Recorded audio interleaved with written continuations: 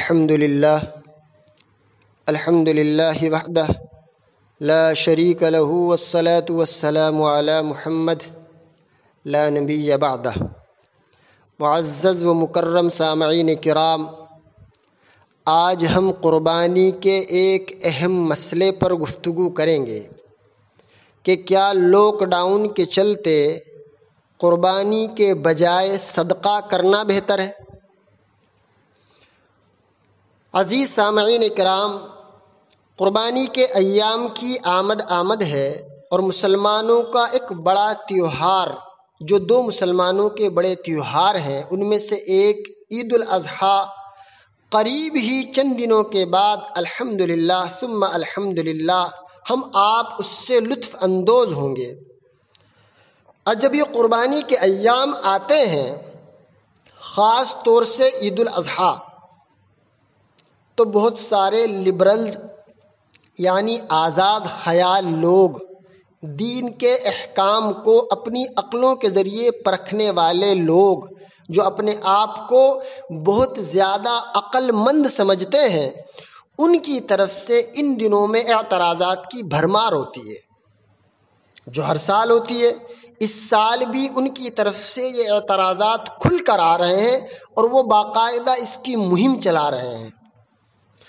چونکہ یہ ایک وبائی زمانہ چل رہا ہے، لوگ کافی پریشان ہیں، لوگوں کا کاروبار بند ہے، لاک ڈاؤن کی وجہ سے لوگوں کی مالی حالت بہتر نہیں ہے، اس لیے ان ایام میں قربانی کے بجائے غریبوں کی مدد کر دیں۔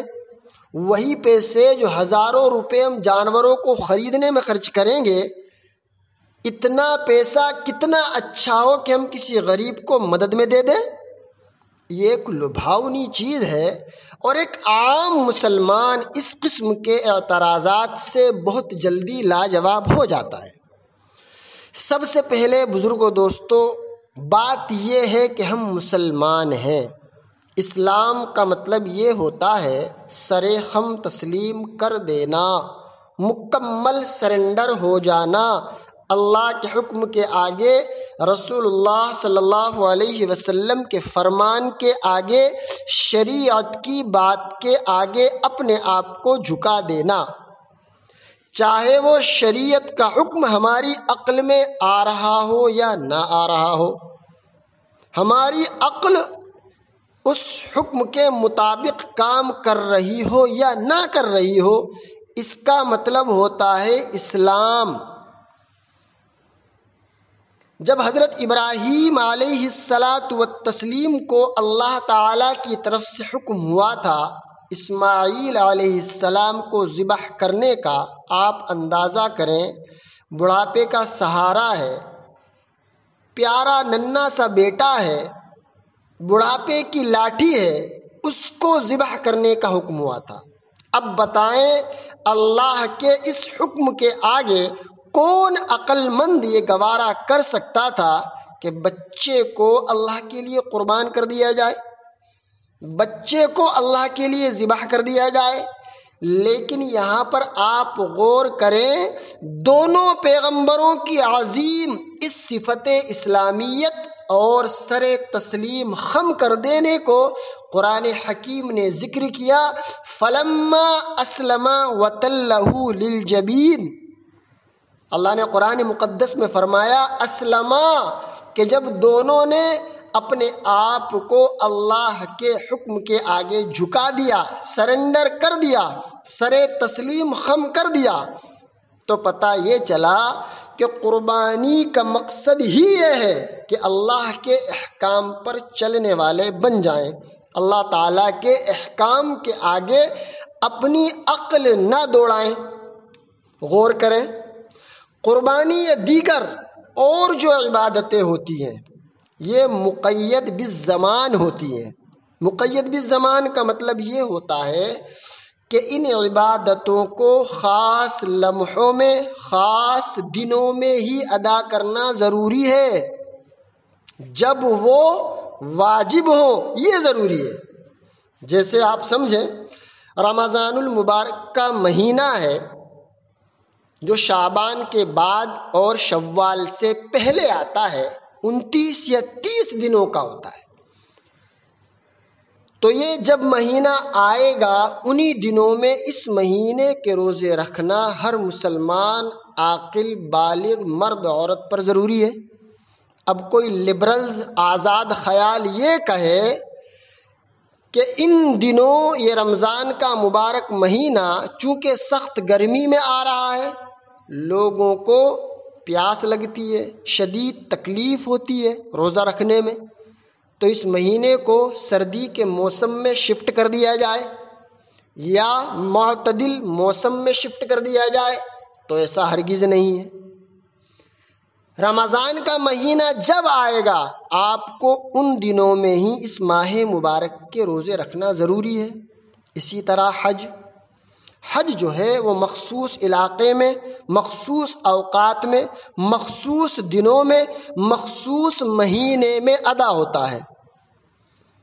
اب کوئی شخص یہ کہے کہ لاک ڈاؤن کے چلتے فلائٹیں بند ہیں، ایک ملک سے دوسرے ملک جانا ممکنات میں سے نہیں ہے، تو میں گھر سے احرام باندھ کر محلے کی جامع مسجد کے اطراف چکر لگا لیتا ہوں تو مجھے طواف کا ثواب مل جائے گا، تو ایسا ہرگز نہیں ہے۔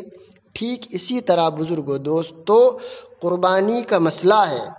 قربانی 10، 11، 12 تاریخ کو ان 3 دنوں کے ساتھ خاص عبادت ہے۔ اب کوئی یہ کہے، کوئی آزاد خیال انسان یہ کہے، کوئی لبرلز یہ کہے کہ میں اس سال 20,000 کا بکرا نہ لا کر 2,000 روپے 10 غریبوں کی مدد کر دیتا ہوں اور مجھے قربانی سے زیادہ ثواب مل جائے گا، تو ایسا ہرگز نہیں ہے۔ یہ قربانی مخصوص دنوں کی عبادت ہے اور خاص عبادت ہے جو جانور ذبح کر کے ہی حاصل کی جا سکتی ہے۔ اس لیے یہ دماغ میں خیالات لانا کہ قربانی کا کچھ بدل ہو سکتا ہے، غلط ہے۔ آئیے اب اس سلسلے میں اللہ کے رسول صلی اللہ علیہ وسلم کا کیا انداز تھا، آپ کی سیرت مطہرہ سے ہمیں اس سلسلے میں کیا رہنمائی ملتی ہے۔ حضرت عبداللہ ابن عمر رضی اللہ تعالی عنہما کا ارشاد ہے، وہ فرماتے ہیں، ترمذی شریف کی حدیث ہے، اقام رسول اللہ صلی اللہ علیہ وسلم بالمدینہ 10 سنین یضحی۔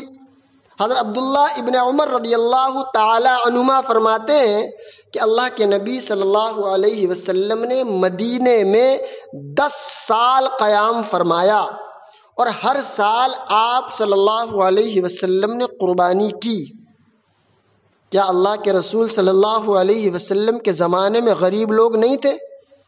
ارے وہاں تو اتنے غریب لوگ تھے کہ ان کے پاس اپنا تن ڈھانکنے کے لیے ضرورت کے بقدر کپڑا بھی نہیں ہوتا تھا۔ کھانے کے ان کے پاس کتنے فاقے ہوا کرتے تھے، آج کے زمانے سے زیادہ غریب اس زمانے میں تھے۔ لیکن کیا نبی صلی اللہ علیہ وسلم نے کبھی قربانی کے دنوں میں یہ کہا کہ جاؤ غریبوں کی مدد کر دو، قربانی مت کرو؟ بالکل نہیں، بلکہ آپ صلی اللہ علیہ وسلم کا عمل اور آپ صلی اللہ علیہ وسلم کے اقوال اور ذخیرہ احادیث سے یہ بات ثابت ہے کہ اللہ کے رسول کا فرمان ہے، آپ فرماتے ہیں کہ قربانی کے ان 3 دنوں میں قربانی کرنے کا ثواب ہی سب سے زیادہ ہے۔ سب سے افضل عمل اراقۃ الدم ہے، یعنی اللہ کے لیے جو قربانی کے جانور ہیں ان کا خون بہانا، یہ بہترین عمل ہے، افضل ترین عمل ہے۔ بزرگو دوستو، اگر کسی کے اوپر قربانی واجب ہو تو وہ اپنے دل سے یہ خیال نکال دے کہ قربانی کے بجائے غریبوں کی مدد کر کے ثواب زیادہ کما لوں گا۔ قربانی کا بدل کچھ بھی نہیں ہو سکتا۔ قربانی مخصوص دنوں کی عبادت ہے اور خاص عبادت ہے جو جانور ذبح کر کے ہی حاصل کی جا سکتی ہے۔ دعا کریں حق سبحانہ و تقدس ہمیں اور آپ کو صحیح معنی میں دین پر عمل کرنے کی توفیق مرحمت فرمائے۔ آمین ثم آمین۔ وآخر دعوانا ان